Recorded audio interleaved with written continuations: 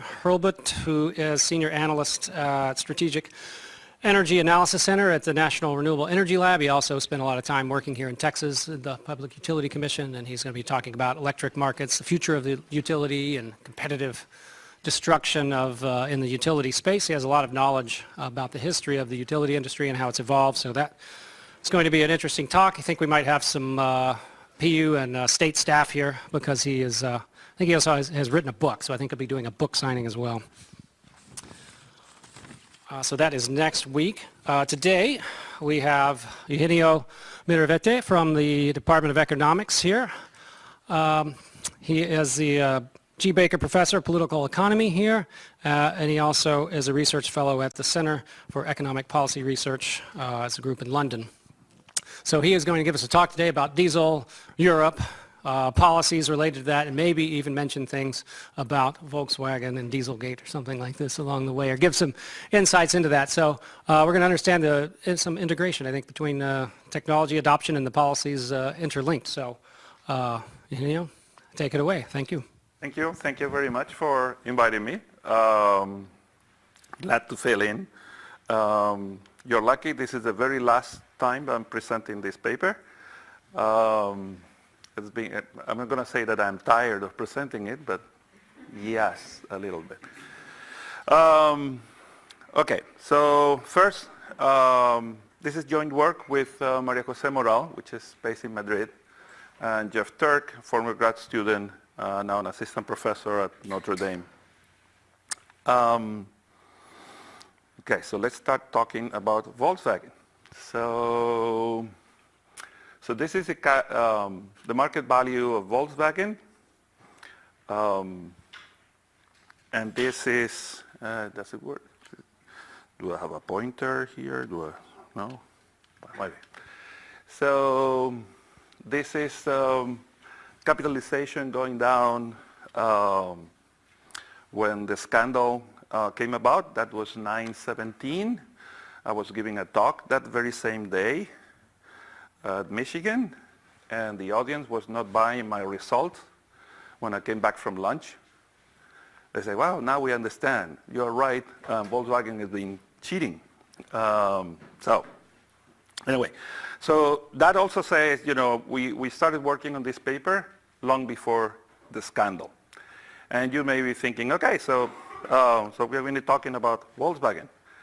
Not really. This is actually more connected to trade. And perhaps for this audience, what I'm going to try to convince you is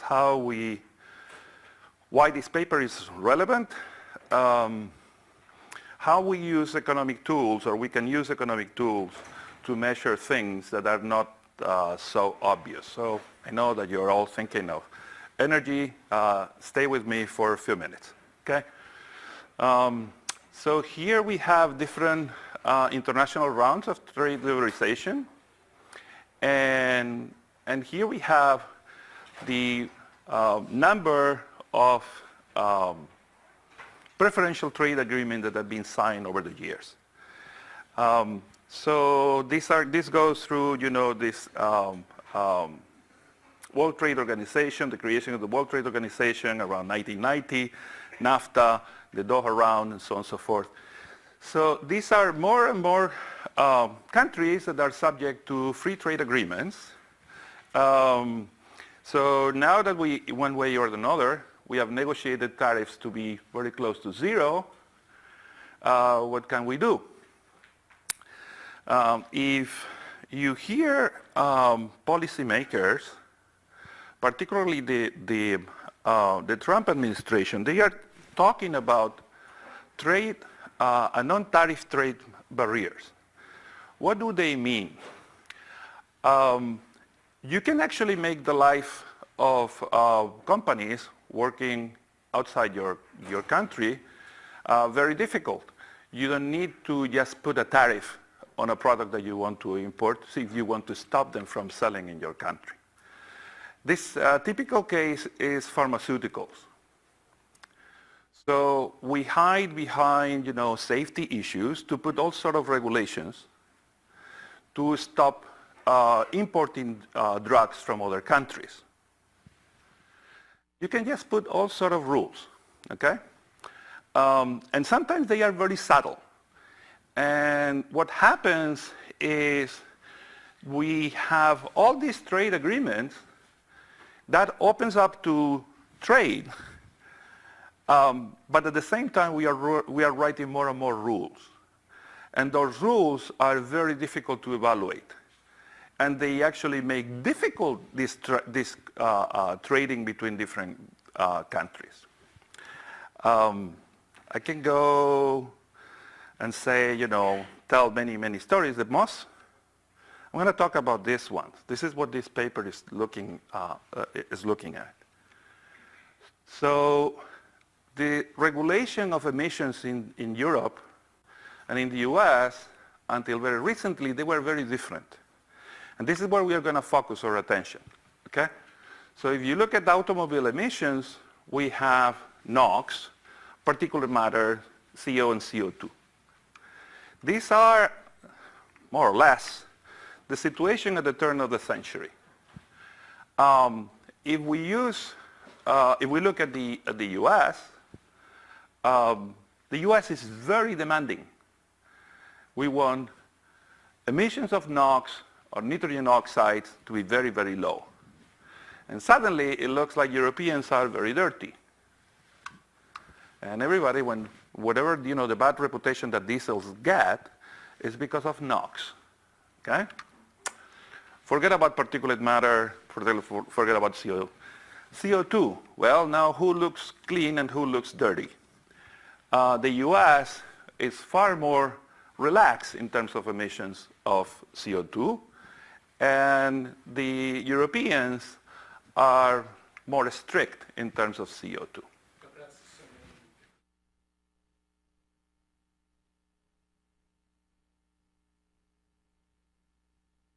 They are standardized and normalized, and this is coming from a particular source that I don't have here.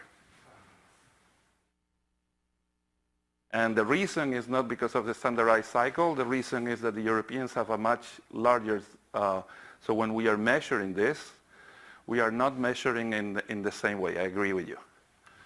The US are looking at standards, measured car by car. The Europeans are actually looking at total emissions.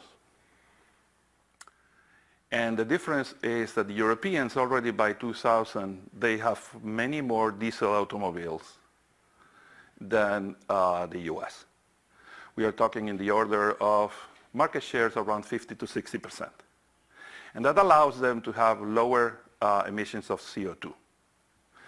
Diesels are great in the sense that they consume less, they emit less CO2, but capturing nitrogen oxide is far more complicated, okay? So we need to make a choice here. What do we care? Do we care for global warming and we want to reduce CO2? Or do we care for local conditions and the emissions of NOx? Traditionally, the Europeans have been far less concerned. The reason why we have an emissions policy that is so tough in the US on NOx is because the regulator, when we passed the Clean Air Act amendments in 1991, we were concerned not about global warming, we were concerned about acid rains. And we were concerned about the emissions of power generating plants.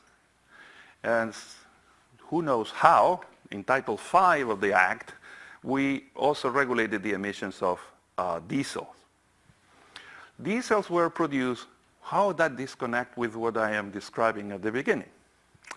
Diesels were sold, diesel automobiles were sold in the US, not very popular, but they were sold. And the Clean Air Act was passed in 91 and enacted it was enforced in 1993. By 1994, Volkswagen and Mercedes, the only two manufacturers of diesel who were selling diesels in the US, they leave the market.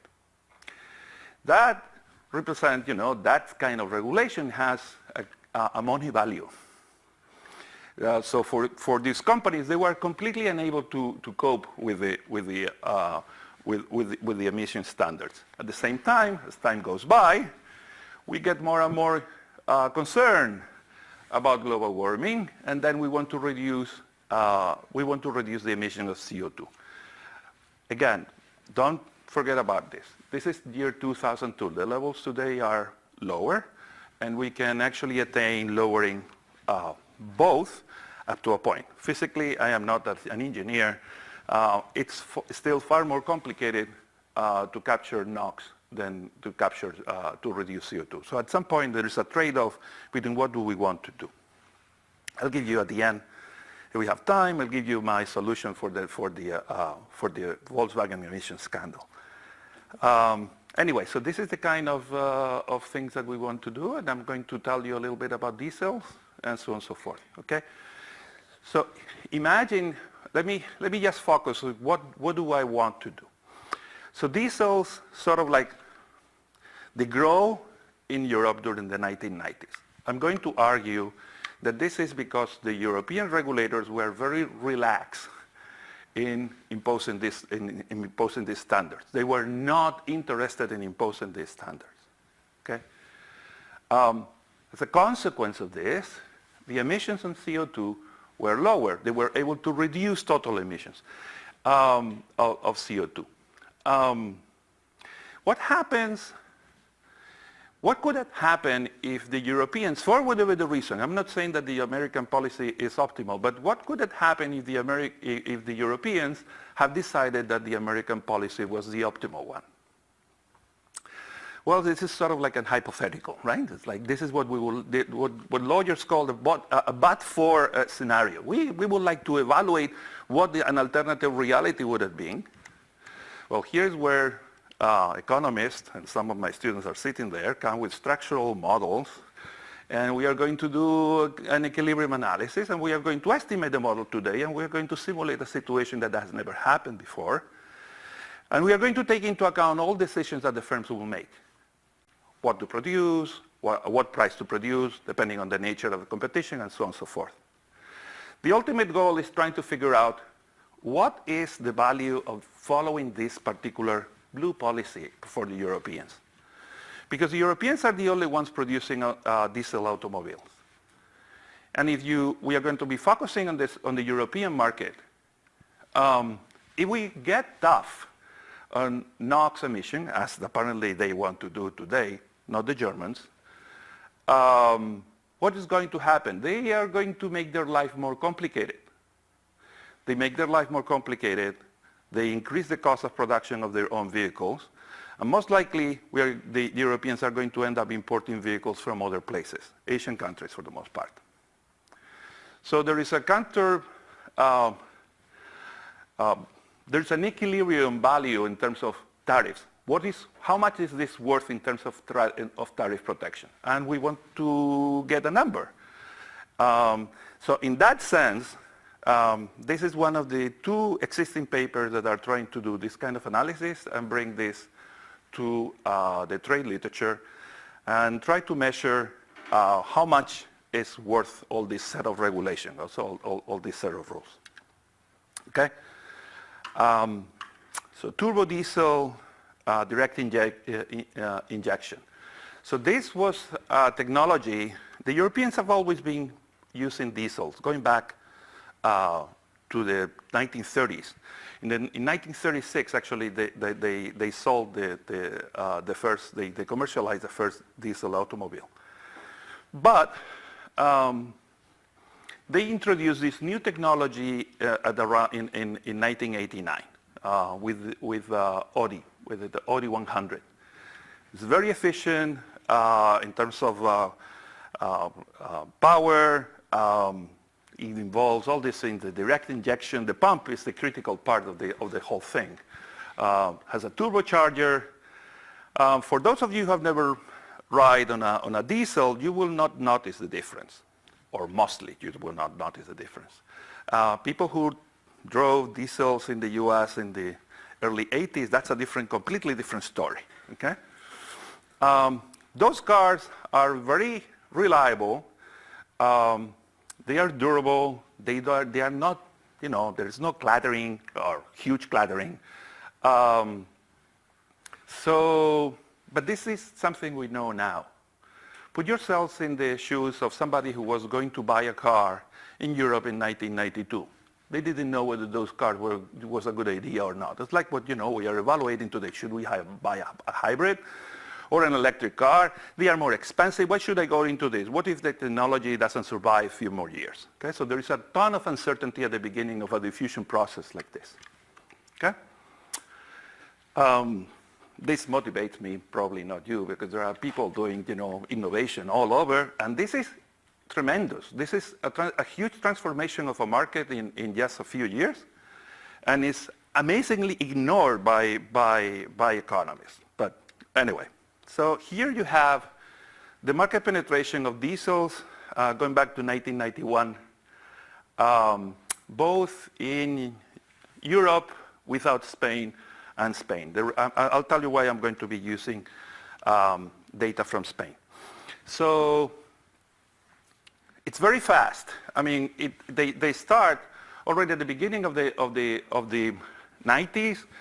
There were in terms, around 10-15% of the vehicles in general they were running in diesel. For the most part, these are commercial vehicles, small vans or very large cars. Okay. Who are using the old Perkins technology. Those ones, actually, they make a ton of noise. These are the technology that still, if you buy an F250 or an F350, this is the kind of engines that they are running on, okay? Okay, so the point here is to say, look how fast this is. In some market segments, actually, 70% of the cars are run in diesels in Europe, okay? If you look at the Passat, which I want to believe that you know, so that range is, we are talking about 70% of the vehicles in Europe are diesels. Okay? So next time you go to Europe, just pay a little attention and you'll notice the difference. What else? Why Spain? Data sources are very dispersed.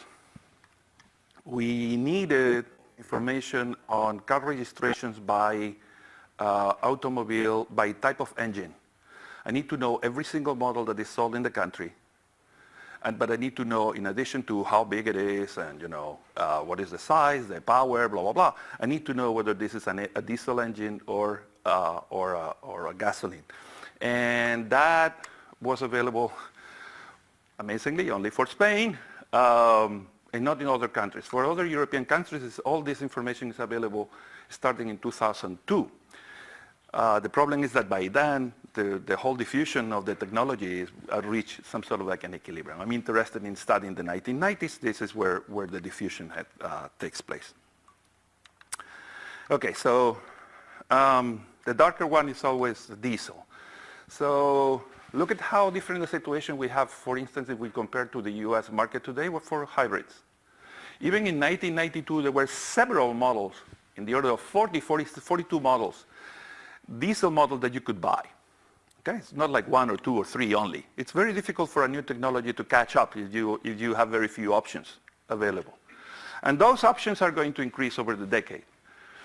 This is more interesting. This is our number of models available. These are sales. Well, sort of like sales of gasoline models actually goes down and stagnate during the 90s. The interesting part is how diesels are going up. Sorry, I need a pointer. I don't know why this is not.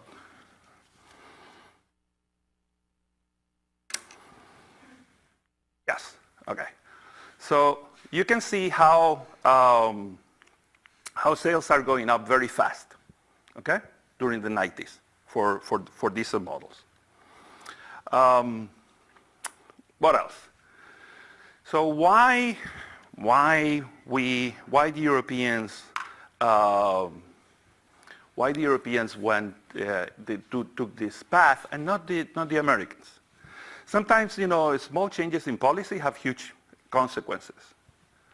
So you're all too young to remember or to know, but there was an oil crisis in 1973, September, if I remember correctly. 3 months later, the Europeans get together in Copenhagen, and they are very concerned about how weak their economies are with this oil crisis, and they make a set of decisions because they want to have a uniform energy policy in Europe. They don't want to have taxation of fuels, of energy at different rates in different countries that sort of like distort where the companies are going to be located. And they agree on something like this. We are going to have a more or less homogeneous taxation of fuels. We are going to tax fuels by volume and not by energy content. And that's important because diesel actually has more content, more energy content than gasoline. And in addition, what we are going to do, we are going to get the tax rates for diesel is going to be a little bit lower, or substantially lower initially, than that for gasoline. Why is that? Well, because there are lobbyists, an interest group like truck drivers and farmers who run on diesels, okay? So, and that is set more or less in motion in this meeting in December in 1973, and it has taken 35 years to revise it minimally, okay? So why that matters? Because suddenly you have an interesting potential savings at the pump. You're getting this fuel that is has more energy at a lower price. So vans, suddenly they are all running on diesels. Fast forward, we are talking 1973, going to 1990.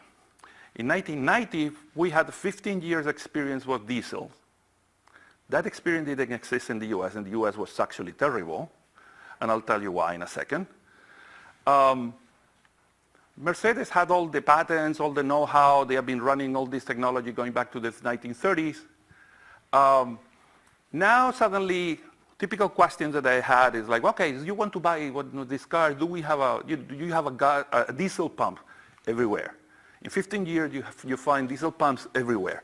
So that's not an issue. The taxation has been sort of like, standard, very stable for these many years. 15 years creates knowledge. So you actually can take your car to be fixed to an independent shop. You don't need to go to a dealer to have it fixed. So all this is perfect. What is not perfect? What is not perfect is why in 1990 oil prices are at an all-time low. The oil prices have been going down since 1984. Okay? So the potential savings are actually smaller, so people eventually end up liking this. What the new technology allows is to put these far better engines in smaller cars, and the performance of those cars are fantastic. Okay? But again, we know that today, not at the time. In the U.S., General Motors, at some point after the second oil crisis, they freak out a little bit, but they never did the whole investment, so they just got an engine, a gasoline engine, retrofitted to run with diesel. But diesel is, they don't use a spark. You need a much heavier engine. Anyway, so the engines were just falling apart, the smoke coming out of the, it was a disaster. Many people has a terrible memory of those cars, and it's taken many, many years for diesel to be reintroduced. And when they were eventually reintroduced, they were essentially cheating. So who produced diesels, which is important here? So the darkest one, this is Volkswagen Audi group. Of course, all these are data referred to the Spanish market only. The next one, you're fortunate not to have that option, is Peugeot Citroën, which is the French automaker. And then some other, Renault and other. Yes, I'm sorry. Okay, so what are we going to do here? I'll try to be intuitive and take 10 minutes to say, we are going to estimate a discrete model of the horizontal differentiated product. You don't know what I'm talking about. So this is a standard technique we use in economics. And this is something where we do the following. Just let me give you the speech, because then I'll go. I still haven't finished the introduction. The idea is the following. So here we have automobile manufacturers, and we are competing against each other. And I'm competing with the product that I offer, and each one of you is competing with each product. Okay? The products have different product characteristics. Some of the cars are larger, some of them are smaller, some of them are more fuel efficient, some of them are smaller. Ford has decided pretty much to quit the sedan segment. Okay? Why? Because there are too many manufacturers competing in that segment. Therefore, the markups that they can charge in that segment is very low. It's not profitable. They make much more money producing trucks. So we are going to use a model that comprises all the product characteristics, the fact that we have preferences. Some of you like trucks, some of you hate them, some of you like small cars. I hate them. I don't fit. I'm sorry. Okay, so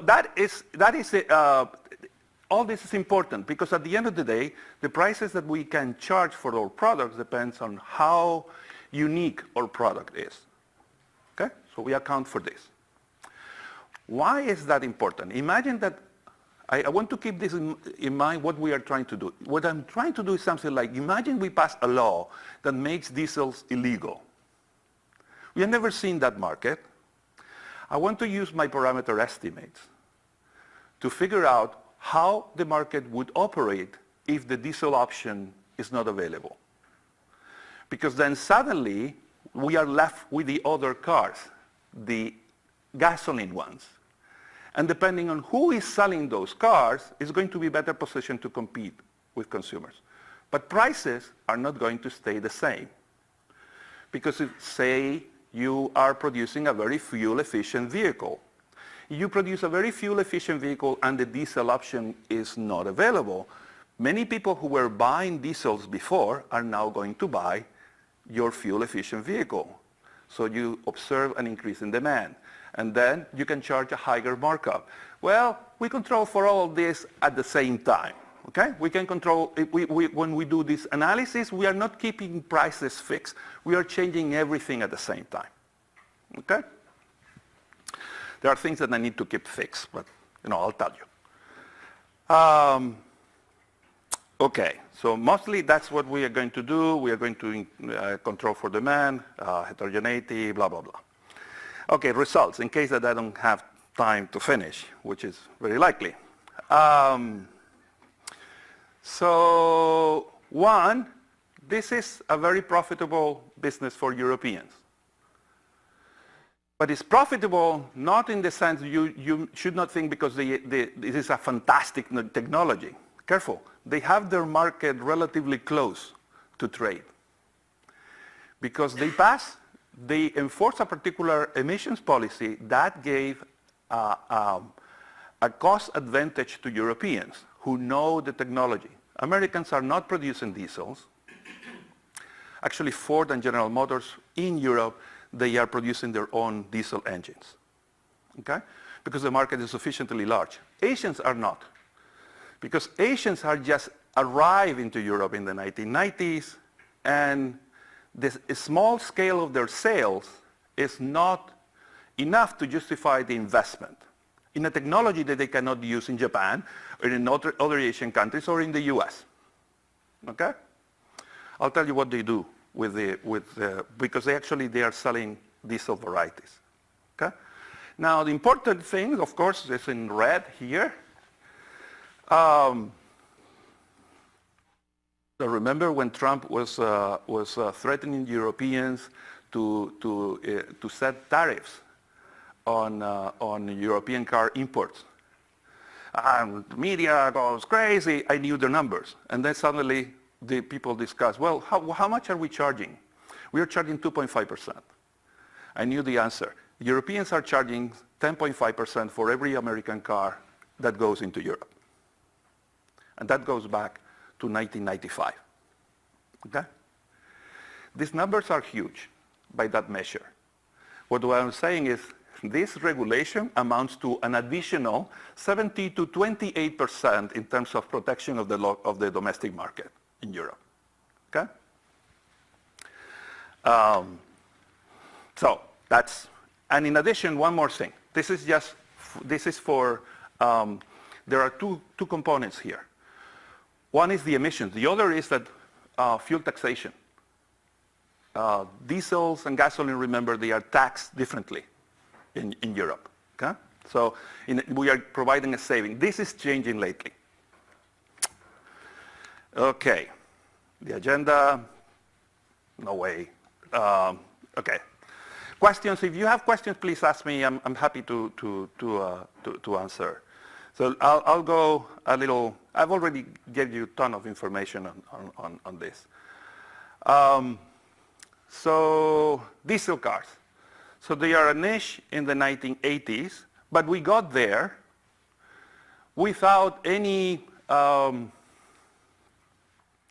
people always tell me, well, the reason why Europeans have they like these diesel cars is because of the different taxation. I disagree. The different taxation of fuel is not enough. 15 years with different taxation for diesels and gasoline, and we have something between 10 and 15% market share of diesels in Europe only. What is a game changer is this new technology. Okay? It was introduced by Volkswagen, and it was copied one way or the other by all the other manufacturers by mid-90s. Okay? And that is when diesel sort of like took off. I insist, during the 1990s, price of fuel was very low. Okay? And then this is what I don't understand. Economy is not studying this innovation part. It's like, in a decade, the whole market gets transformed very quickly. We keep talking about electric cars, and it's going to happen, but we don't see numbers like this. Okay? Okay, so we have Spanish automobile registrations. What is the information that we have? So we know what is the MSRP of every vehicle. What is the average price of every model? We know whether it's a diesel or a gasoline version. And then we have a bunch of characteristics like, horsepower, the weight, the dimensions of the vehicle, and so on and so forth. Okay? So in total, what I have is total number of cars of this particular model sold in Spain in 1993. And in 94, in 95, and so on and so forth. So I can have all the market shares for all this. This is going to be the key information for running this analysis. Okay? If you buy a diesel vehicle from outside, they look the same. They are a little heavier because the engine is heavier. But everything else, the rest of the amenities are exactly the same. Okay? They tend to be more expensive. And you could say, well, this is because perhaps, well, there are many things. This is perhaps because it's more expensive to produce. This is perhaps because it's appealing to individuals who are going to save in fuel because they drive more, so you are interested in buying a diesel. Okay? So there is something about price discrimination and also passing the cost of production. Now, in terms of policies, we have two differences, you don't know, yes?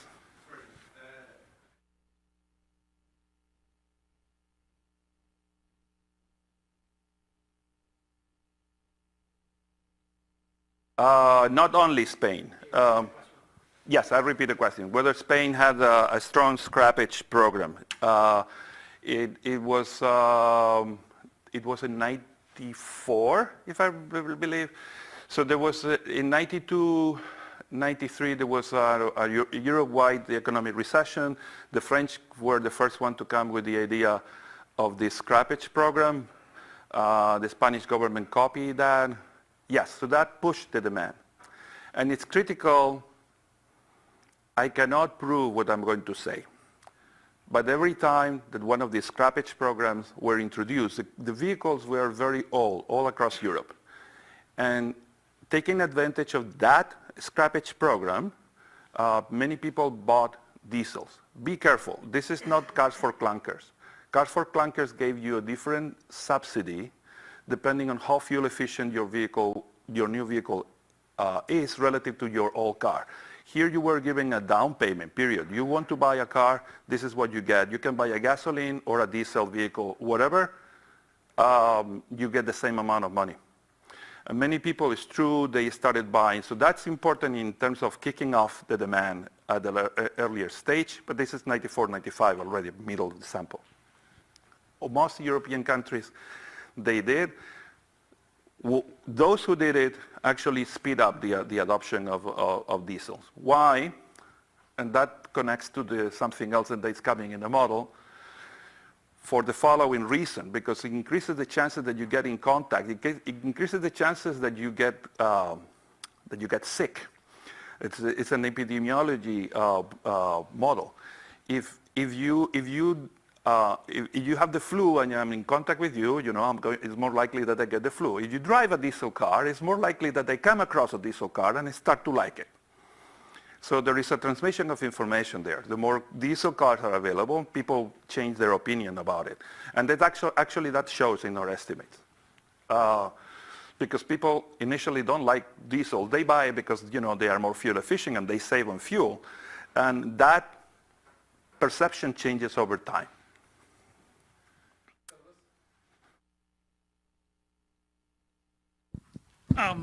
So there were a couple things here that I think you may have rolled in. So we didn't have low sulfur diesel until what, 2006 or so? And so I think that Clean Air Act forced improved emissions after treatment, and that couldn't survive with our high sulfur diesel. So that was an effect of that, right? And then yes. What year did we change our strategy, our U.S. strategy on taxation of fuels? Because one of the reasons I thought I read in years is that we have a higher tax on diesel here than gasoline because truckers use that. And when you look at the proportionality of damage to roads, which is what our tax revenue goes for, they deservedly need to pay more because semi-trucks do more damage. Yes, so what year did we have an increase? We never change it. I don't think there is a different taxation for diesel and gasoline. Yes, there is. That is true here. Yes. Okay. So we'll get you data on that. Yeah.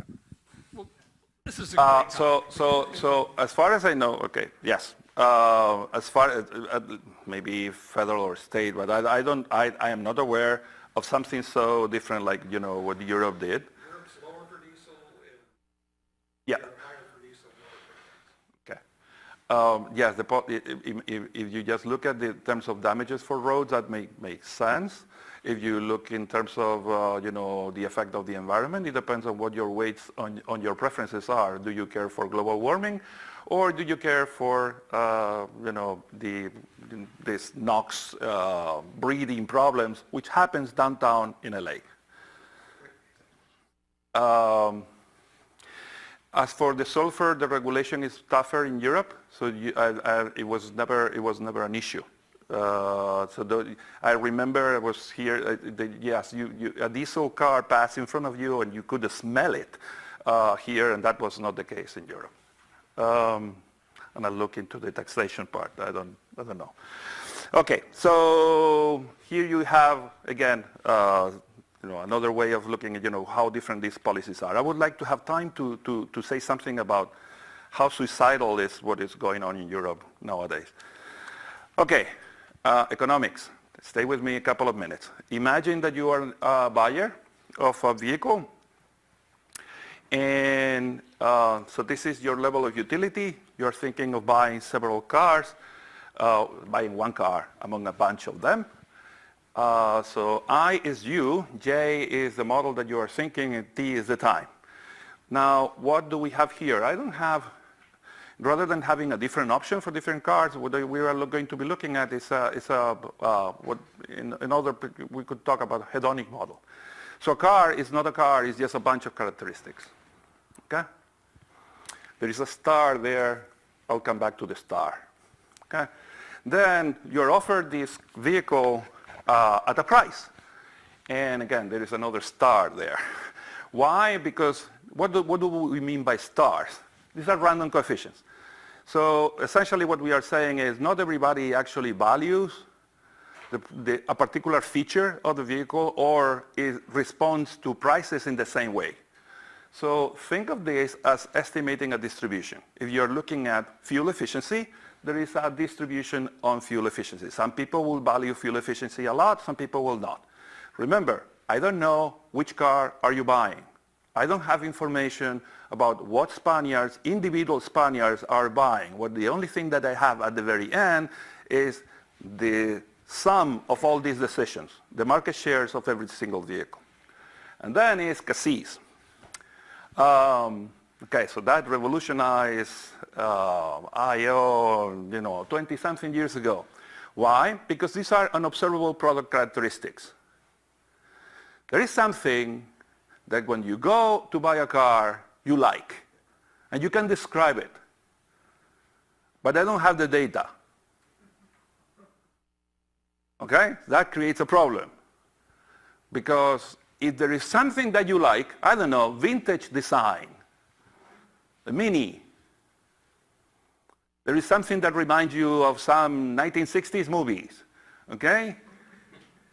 You're willing to pay for that car, but I don't observe what that reason is. I always like to say this, it's the Beetle. Why you want to like the Beetle? Because the shape, Porsche designed it, blah, blah, blah. By the way, they announced today that they are phasing it out.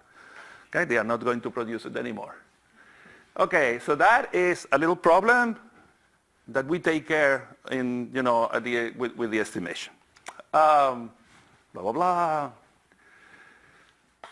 You don't want to go through this.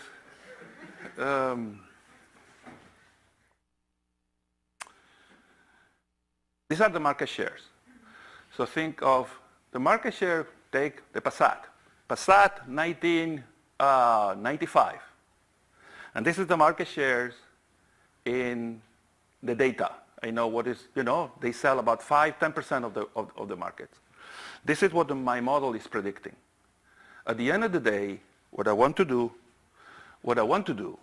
is to figure out what are the set of parameters, okay, that generates the best predictions, a prediction that is as close as possible to the market shares that they observe in the data. And I'm taking into account the nature of competition, okay? So I'm assuming that these guys are playing Bertrand Nash, so they are not colluding in setting those prices. Yes?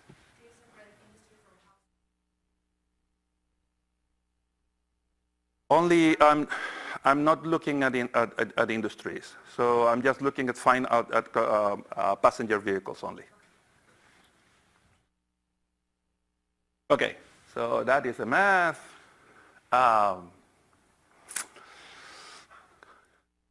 Okay, so all this, we are going to assume that the firms are maximizing profits.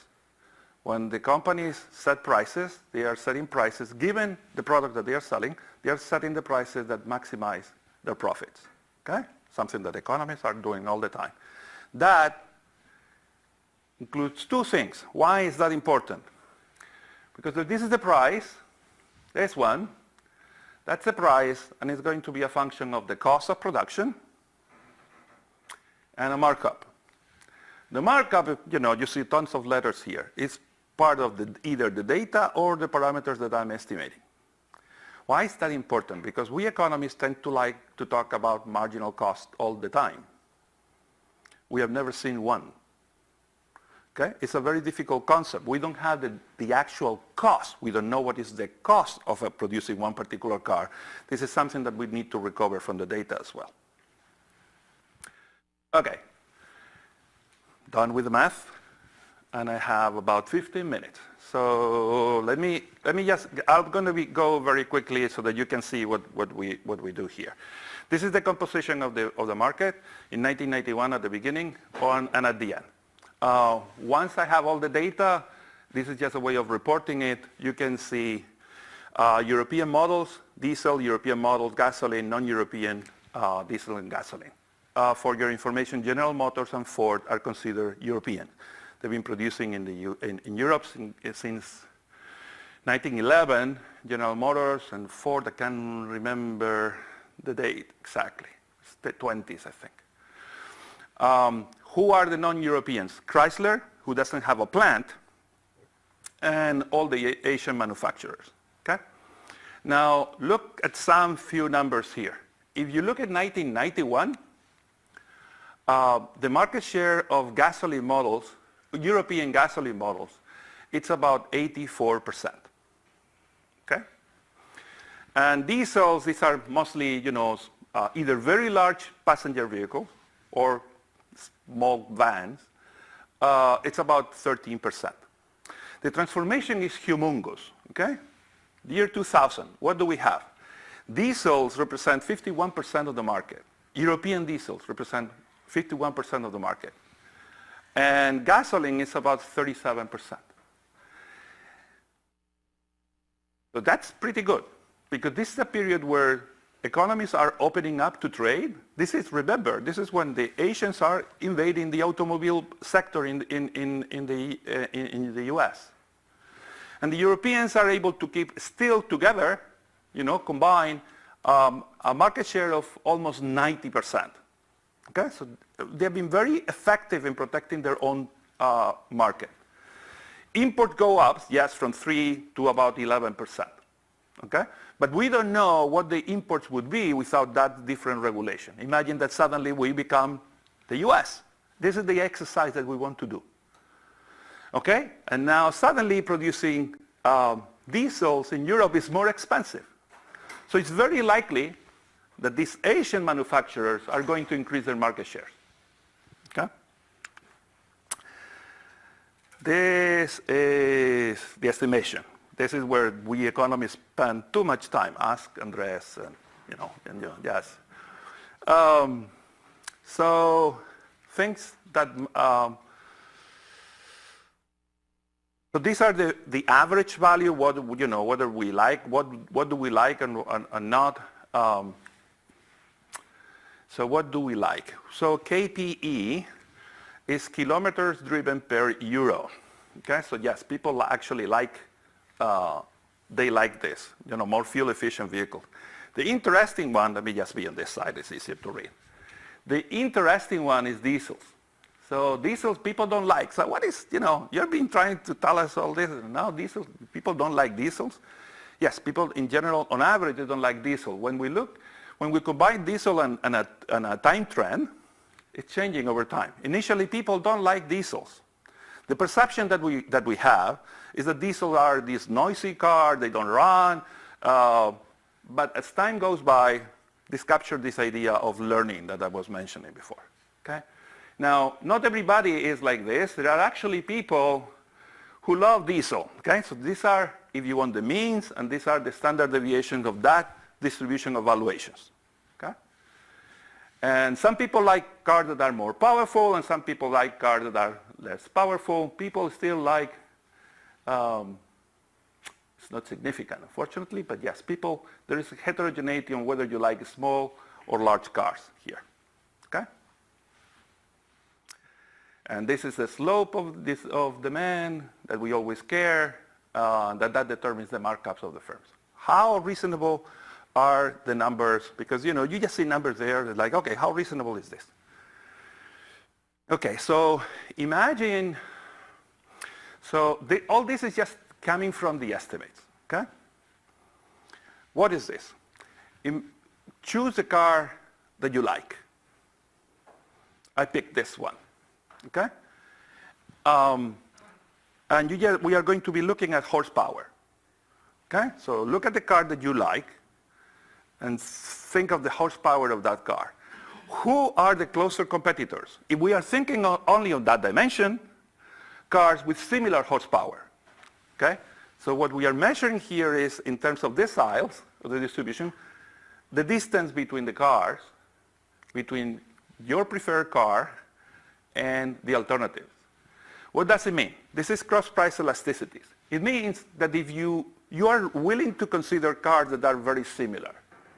If this was the other way around, the estimation was wrong. Okay?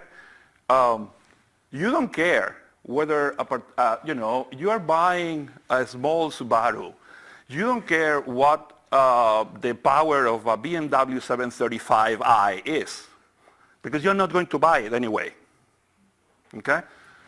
So you're looking at the same thing. If you're the buyer of a BMW 735, you're here. And you're comparing your car with cars that have the same power. Okay? So this is looking at the distribution of cross-price elasticities in horsepower, in size, same thing. If you're buying a small car or a large car, whatever, I'm not saying that these are small or large. Just go and look at what is the car that you want. And then relative to that car, we measure the distance with all the others. Okay? Same story here. And for fuel efficiency. If you are very conscious, you want to have a very fuel efficient car, you're looking at other fuel efficient cars.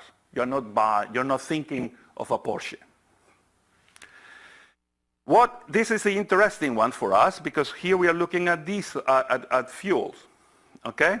So there is a change, but essentially people who are buying diesels, okay, are more responsive to changes in pricing of diesel.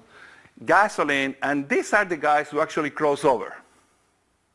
Okay? That suddenly, it's buying a diesel or a gasoline, the effect is so tiny, it involves something else. Okay, let's go and experiment. This is why it's so important that suddenly we see many diesels in the market. Okay?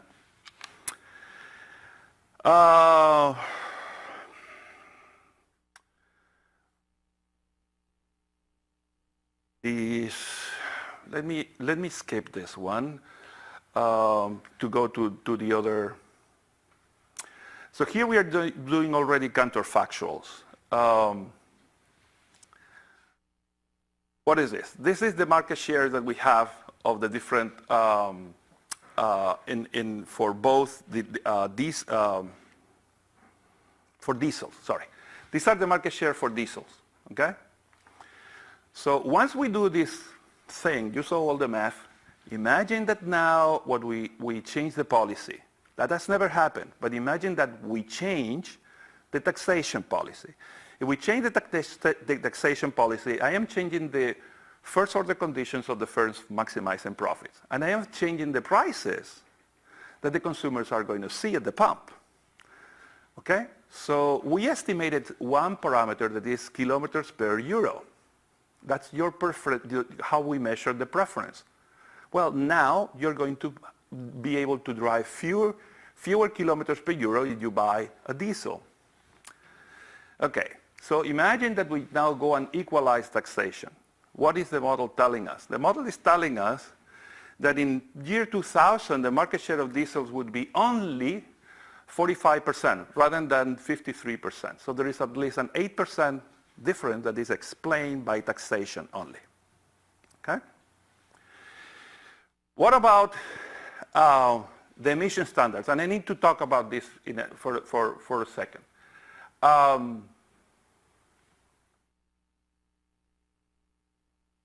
So suppose that I impose, let's forget about the intermediate one. This is the market share, 53%. Suppose that I impose the same emission standards than in the US. Then the market share will also go down from 54% to 45%. It's a significant reduction of about 9%. This is what we get from the data. Now here is where we are, we want to believe we make a contribution to this area. So the question is, we have built all this, we have dealt with all this data, we told you this story. I want to evaluate a situation that never happened before, okay? So how can we do this? I want to get a number in terms of tariff protection that reflects this particular policy. So steps. So let's equalize the gasoline and fuel taxation, okay? We are going to do all these different steps and do the counterfactuals. Let's put the same taxation for the two of them. Because we want to decompose what is the effect coming from the regulation and what is the effect coming from this different taxation. Second, we are going to increase the cost of production of diesel. And here we are, so this is, let me tell you what we do. There's a study by the EPA in 2006 or 7 that puts an engineering estimate of how much would it cost to retrofit a diesel engine in order to comply with the US regulations. Okay? This is an upper bound estimate because this is an individual retrofitting. If we are doing this on an industrial scale, it would be lower. Okay? So what is that going to do? So we could, the number is $3,300 per vehicle. Okay? In careful, no. 3,300 euros per vehicle, and these are euros of 1995. They didn't exist, but we just built them. Okay? So that's the value. Okay. So there is a range. Okay? So one thing is like, okay, so we need to comply, cost is 0. Fine. So there is no effect in cost. But if the cost is 3,300 euros, the firms are going to pass this to consumers. Consumers are who say you like diesels, but suddenly they are more expensive. Well, why am I going to pay such a high price? I prefer to buy a gasoline model, and market shares are going to change. If that happens, the firms will go and readjust the prices. It's all in the black box of the model. Okay? What else? We could also account for, well, perhaps we need to figure out, these firms need to get more fuel efficient. Okay? There are too many moving parts here. Let's stick to taxation, fuel taxation, and the cost of recovering. Okay? So this is the paper. So here we are looking at if we go from diesel to gasoline, there is a reduction in fuel efficiency in terms of kilometers per euro. And what we do is the following, because I never explained the vertical axis. I go to year 2000. Nothing like this is happening. I know that 11% of the market is sold by Asian manufacturers. Now I'm going to change all this, okay? Of course, Asians are going to sell more because they are producing fuel-efficient gasoline models. Let me throw something else. I'm going to change the import tariff at the same time. I'm going to keep changing the import tariff until I reach an import quota of 11%. Because this is what I saw in 2000. Why I'm doing all this? Because I want to figure out an alternative policy that gives me the same market configuration than what I have in year 2000 with a different set of rules. And this is the number that you see here. Okay? So this is in terms of the implicit tariffs. So if we fix, so here that is more realistic. So here is, we assume no change in the marginal cost for complying with the law. And here, $3,300 for retrofitting the engines. Okay? So if that happens, well, this is the relevant one. Okay? So we are talking in the order of 20 to 24% tariff protection. There is a range, okay? Because different vehicles have a different response.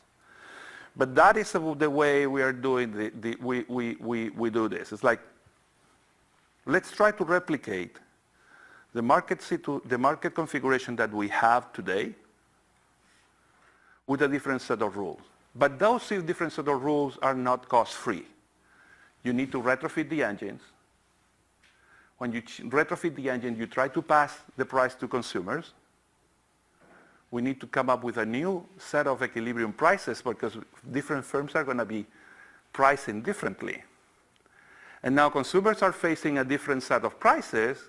Most likely, if they care about fuel efficiency, and we show that they do, I'm combining everything, okay? They will go and substitute towards fuel-efficient Asian vehicles. I was shocked when I presented this at the European Commission, and they were not moved at all.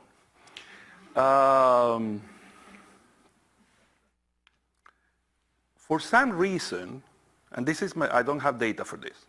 For some reason, some policymakers, some luminary, I don't know who, and I was asking people I know in the European Commission, decided that the Europeans need to match the US policy.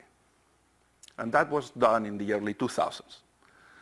And then they became increasingly more demanding in terms of emissions. So now we are the leaders on CO2 emissions, let's go for NOx. Yeah, but there is a physical limitation there of what you can do, okay? In order to comply with the rules, Volkswagen, Mercedes, BMW, they need their vehicles to be certified. Mercedes took 10 years to get certified by the EPA to be able to sell the blue tech technology in the US. The difference is, in the US, you can just grab one of those cars and start checking what their emission level is. In Europe, there are specific models where the mirrors are removed. They tape every single narrow space in between the doors, and they put that car in a wind tunnel. And then you get this amazing mileage of 50-something miles per gallon. There's no way that this happens in reality, okay? They don't measure this in real conditions. Now, they got shocked. Oh my God, why are you shocked? I mean, everybody knew about this. Now, the question as an economist is whether the regulation makes sense or not. There are two things here, and I'll finish because I went over time already. So there are two things that call my attention. One, is it optimal? My answer is no. We have a single regulatory framework for the whole US. This is an issue in winter in downtown LA, the emissions of NOx. When you are in rural areas, these have a tiny effect on population. But however, Montana is regulated the same way than downtown LA. Second, the solution for solving this is to take advantage of the cheating behavior of Volkswagen. How? They put a chip or something, just trying to figure out whether the car was being tested or not. Okay, connect the chip to a GPS. If you are within a city, you work on one particular cycle and you reduce the emissions. If you are in the middle of Montana, you can just get all the power that you can from the cars. Is that crazy? No. The diesel engines from trains were retrofitted in the 1990s following, you don't need a GPS, but when they were approaching a city, they used the engines at a different RPMs. So that's a way of solving the problem, okay? There are other things, but minor. So anyway, that's it.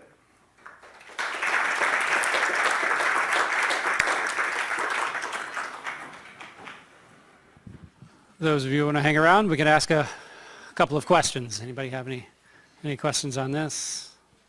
I'll go back there. Wait for the mic, please. Hey, hang on. Jim Salee and co-author.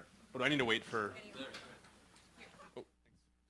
You mentioned the different testing of the vehicles in the EU versus the US. There's a paper by Jim Salee where they try and quantify how the difference in the testing has changed over time in response to the stringency of the regulation.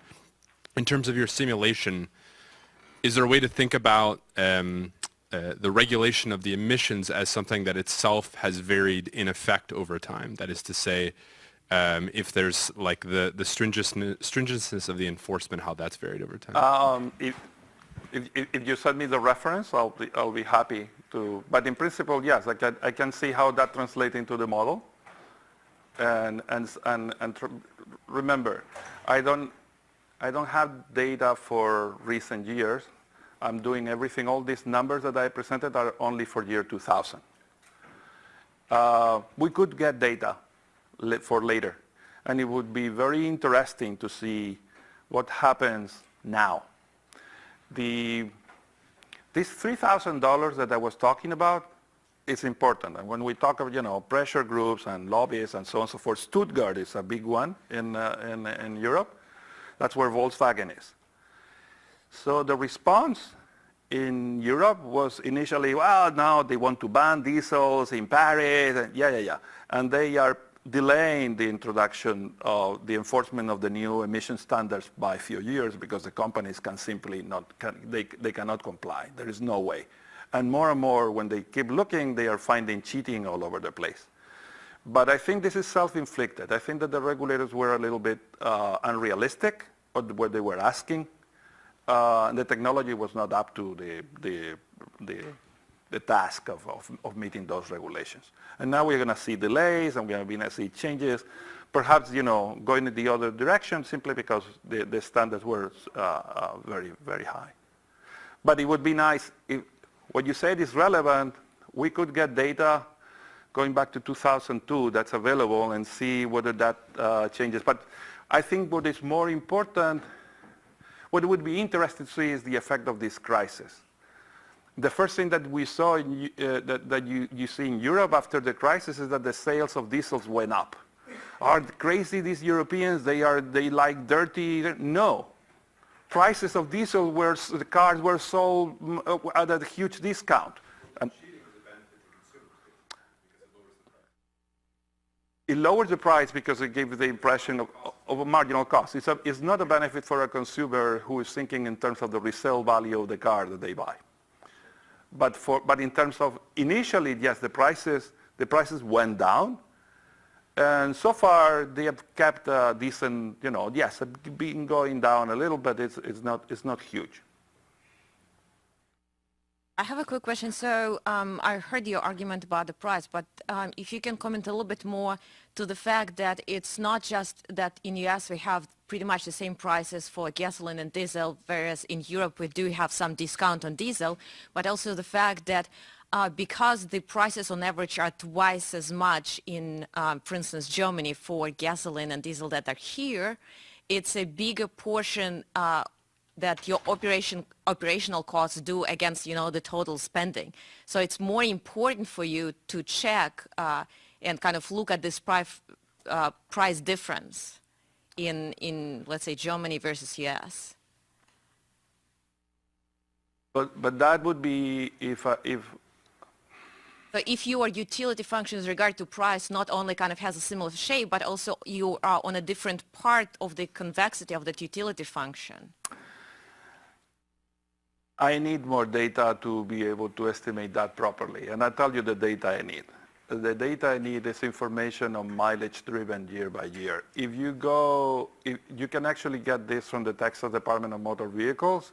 So when the cars pass the inspection, they actually record how many miles you drive, and I could incorporate this in terms of preferences. If the standard, the assumption is that people drive 12,000 kilometers, not miles, kilometers in Europe per year.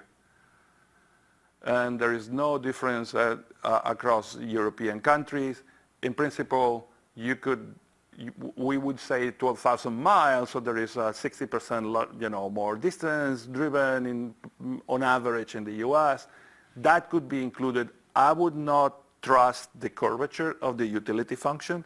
I need something in the data to tell me this. Yeah, because one of the kind of complementary argument one may make is about the fact that in Europe, the diesel cars were originally accepted and kind of more widespread in the commercial sector, both industry and, let's say, taxis. And with that bigger market already created, when you talk about the households, it's a very different situation where you start from scratch, for instance, here, right? So that's just kind of some as a comment. I agree. It's fascinating that, for instance, you don't get diesels here below the 250 range. You know, the Ford 250. The 150 is still gasoline, and there is no diesel option. And that for Europe, huh? There is going to be an F-150. There is a Ram. Yes, there is a Ram. I'm not. Are they gonna do the diesel? Okay, I may buy one. Ram already uses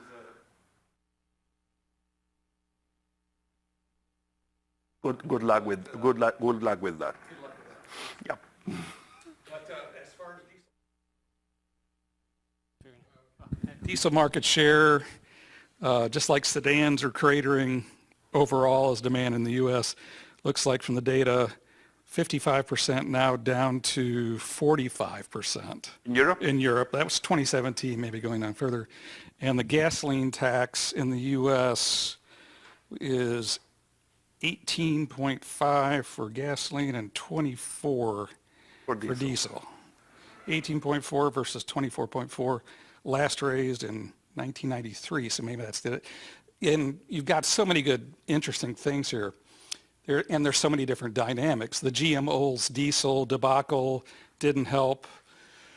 And then the other thing is that our emission standards, we require the same thing for diesel or gasoline, no preference or extra quarter given, because the notion is we want our vehicles, whatever they are, to have these emission standards. So there's a lot to talk about here. It just seems like from the automotive press and people I talk to is that diesel is going to have more and more increasingly difficult time in Europe. That's the impression. I don't buy it.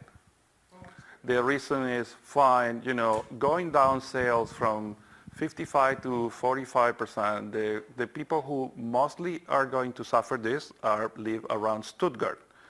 And it's a German state-owned company.